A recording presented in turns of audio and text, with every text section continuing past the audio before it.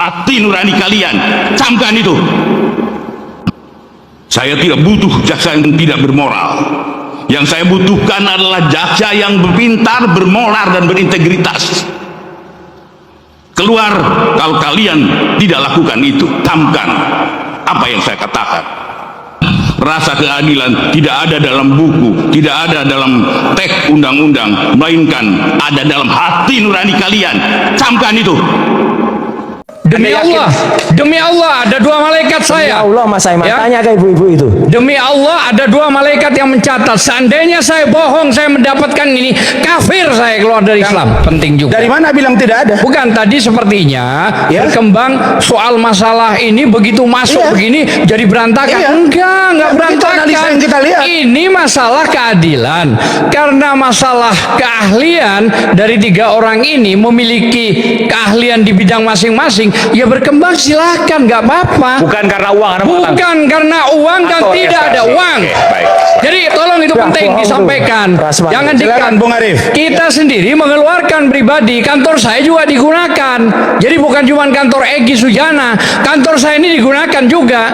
Prokes di saya, makan di tempat saya juga. Bentar. Penting ini. Boleh jadi Anda jujur, Bung Azam? Sangat jujur ini. Iya. Anda selama setahun ini habis berapa sih? Oh ya, kalau dihitung, waduh banyak sekali. 1 M pribadi. Oh enggak. Kita nggak bicara M lah. Ratusan juta. Ya oke lah, ratusan. Itu ratusan juta. Iya. Dan itu uang pribadi Anda. Pribadi. Demi Allah, ada dua malaikat saya. Ya Allah, Mas Aiman, tanya ke ibu-ibu itu. Demi Allah, ada dua malaikat yang mencatat. Seandainya saya bohong, saya mendapatkan ini, kafir saya keluar dari Islam. Bung Aiman. Kurang tegas gimana ini? Kurang jujur gimana? Jadi duit pribadi. Ratusan juta rupiah. Iya, dari kalau Anda dihitung pribadi. bergulirnya waktu. Jadi bukan 1 tahun, lebih bergulir kita ketemu makan bersama. Misalnya seperti bus waktu ke Solo. Oh itu waktu sumbangan, sumbangan Arif ya. Sumbangan. Ya, sumbangan. Patungan semua. Luar biasa lah ini. Jadi kalau misalnya ditunjuk ada dana, yang ngomong begitu itu mulutnya kurang ajar. Ingat, sampaikan kepada masyarakat, saya siap untuk ladeni dengan taruh nyawa. Sudah waktunya masyarakat harus mulai. Hukum dipermainkan, saya akan hadapi dengan taruhan nyawa. Siapkan regu tembak dan peti jenazah kalau mau kriminalisasi saya, karena saya pasti akan melawan. Sebagai putra Tamalaki, saya siap untuk melawan terus. Ingat, lihat bagaimana mungkin hakim bisa dipesan putusannya. Bagaimana mungkin hakim yang digaji oleh negara pakai uang rakyat bisa-bisanya hanya bisa menipu masyarakat. Ini saya Guntur Laremba, aktivis hukum pejuang kebenaran. Dari mimbar Mahkamah Kebenaran saya siap bertanggung jawab. Sekarang ini masyarakat banyak yang divonis belum tentu bersalah. Hanya dengan gampang mereka bilang salah input. Salah input berarti banyak salah input selama ini. Jadi saya siap bertarung. Ingat. Kalau rakyat diminta bawa ijazah pas daftar kerja, tapi kalau presiden ditanya ijazah pas sudah jadi mantan. Semua bermula dari Bambang Trimulyono yang menuduh ijazah Jokowi palsu. Akibatnya ia dijatuhi hukuman 6 tahun penjara karena menyebarkan berita bohong dan ujaran kebencian. Tapi belakangan netizen bilang, kalau nggak palsu kenapa nggak dibuka aja Pak? Akhirnya Rabu kemarin, Pak Jokowi menunjukkan ijazah SD sampai sarjana kehutanan di hadapan awak media. Tapi ada syaratnya, jangan difoto, jangan divideoin. Setelah ijazahnya dipelototin awak media, Pak Jokowi juga dicecar soal kacamata di foto ijazah. Soalnya dari zaman nyalon wali kota sampai duduk manis di istana, nggak pernah tuh ada jejak kacamata nangkring di wajah beliau. Jawaban beliau santai. Pak Jokowi cerita kalau kacamatanya udah pecah, minus kecil, jadi nggak usah dipakai lagi. Terus ditambah bonus cerita keluarga tentang 2 anaknya Gibran dan Kaisang yang dulu juga berkacamata tapi sekarang udah lasik.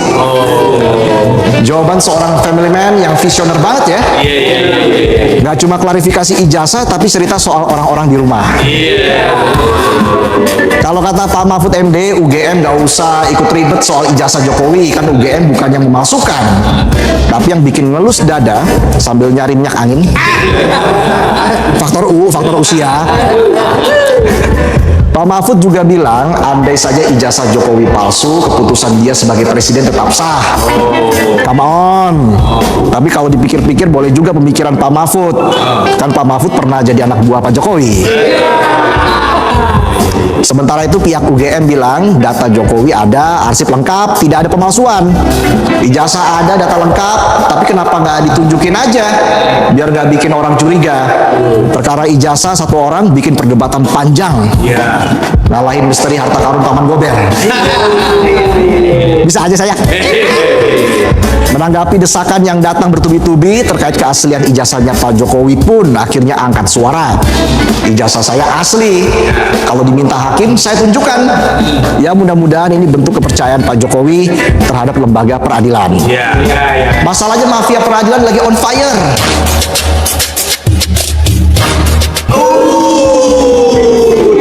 Jakarta keren. Kalau rakyat diminta bawa ijazah pas daftar kerja, tapi kalau presiden ditanya ijazah pas sudah jadi mantan. Udah kayak orang gagal move on. Putusnya udah lama, tagihan 21 masih jadi pembahasan. Balik lagi ke surat tadi ya, nah ini menarik juga urutan-urutannya ya. Peraturan KPU itu, ini ternyata ditetapkan di Jakarta tanggal 9 Oktober 2023 dan waktu itu Ketua Komisi Pemilihan Umumnya itu masih Hasyim Asyari dan itu disebutkan diundangkan di Jakarta pada tanggal 13 Oktober 2023 dan di situ Nah, halo Sobat Politik, kembali lagi bersama saya di channel ini. Nah, Sobat Politik, kita telah mengetahui bersama bagaimana sebuah cuplikan video yang sangat menarik dan tentunya ini terkait dari kasus ijazah Joko Widodo. Nah, Sobat Politik, kita melihat dalam sebuah cuplikan video dalam analisis ini, kita melihat akhirnya misteri yang selama ini diperbincangkan banyak orang.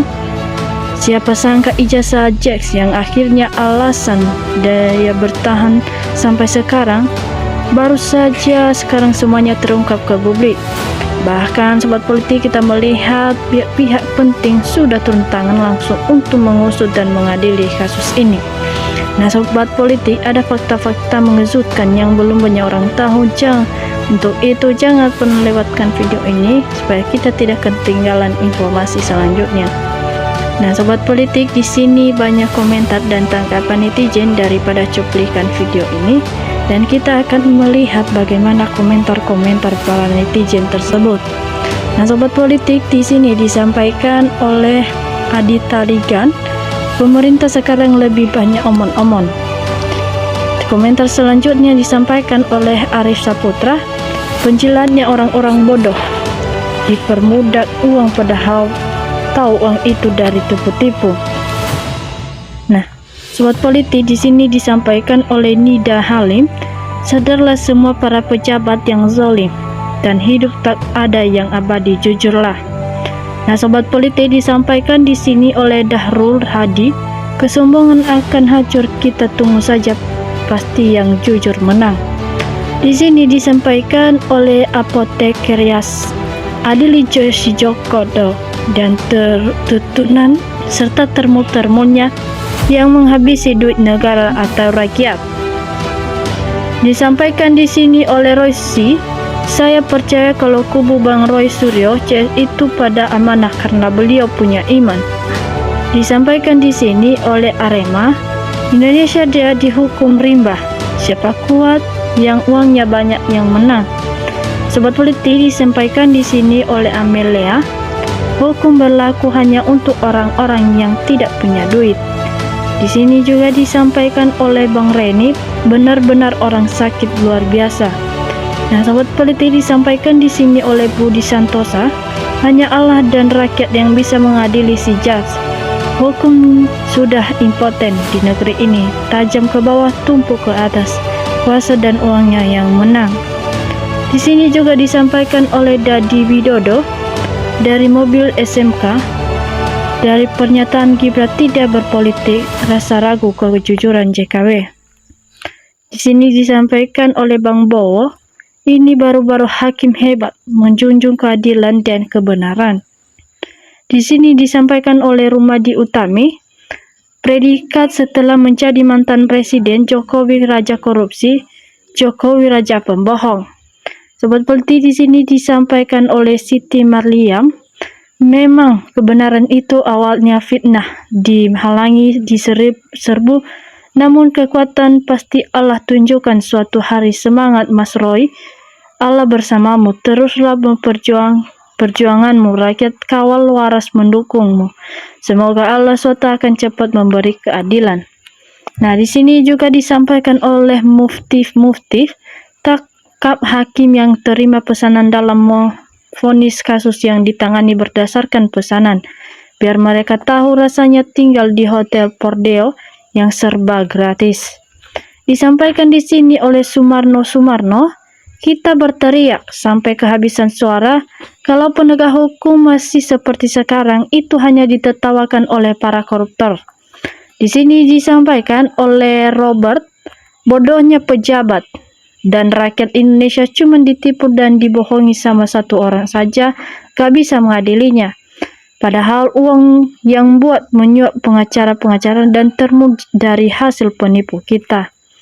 Nah, Sobat Politik, di sini disampaikan oleh Agus Salim, sudah saatnya bikin hukum sendiri dan hukum bersama, yaitu Fustim Federasi seperti yang ditawarkan Muhammad Hatta, cara mempercepat kesejahteraan. Disampaikan di sini oleh Rendang Maksik, kuato neraka habis diborong pejabat zolim dan DPR juga termulak tak nolah. Sisa kuato surga untuk rakyat Indonesia yang dizolim. Nah, di sini disampaikan juga oleh Khazi Razak, sudah lama kezaliman, kemungkaran berkuasa dan merajalela di Indonesia ini. Lenyapkan kezaliman, kemungkaran negara segera, amin. Di sini teman-teman disampaikan juga oleh Ahmad Narto, Jokowi dan keluarganya beserta termul-termulnya lenyap dari bumi pertiwi ini. Sudah waktunya, kenapa Presiden Prabowo hanya mendengar saja, nggak ada tindak tegas. Rakyat sudah banyak jadi korban pembunuhan KM50, rakyat dihukum Babang Tri dan Gus Nur. Nah, Sobat Politik, di sini disampaikan oleh Erwin Himawarni, mau gimana sangitnya perlawan kepada Jokowi, kalau hakim jaksanya urat malunya sudah putus, susah apalagi hukumnya sudah cacat. Disampaikan di sini oleh Bu Milzel, Jokowi memang harus mendapatkan keadilan. Salah atau benar, Jokowi harus berani mendatangi pengadilan untuk membuktikan klaim bahwa ijazahnya asli. Kalau sembunyi terus, pasti masyarakat akan mencurigai bahwa Roy Suryo yang benar. Kasihan anak-anaknya nanti, pasti tidak dapat simpati publik karena takut seperti bapaknya yang tertutup. Nah, di sini disampaikan oleh Subangyo terkait pendidikan dan ijazah Gibran, KPU dan MPR harus bertanggung jawab. Disampaikan juga di sini oleh Erwin Basmadi, bagaimana mau dilangsirkan orang setiap Gibran turun lapangan, rakyat berbondong-bondong datang menyalami meskipun rakyat dimobilisasi. Nah, Sobat Politik, di sini disampaikan oleh Alatozi, emang sindikat maling menipu dari awal, semua skenario busuknya udah kebaca dari mobil tipu-tipu insinyur.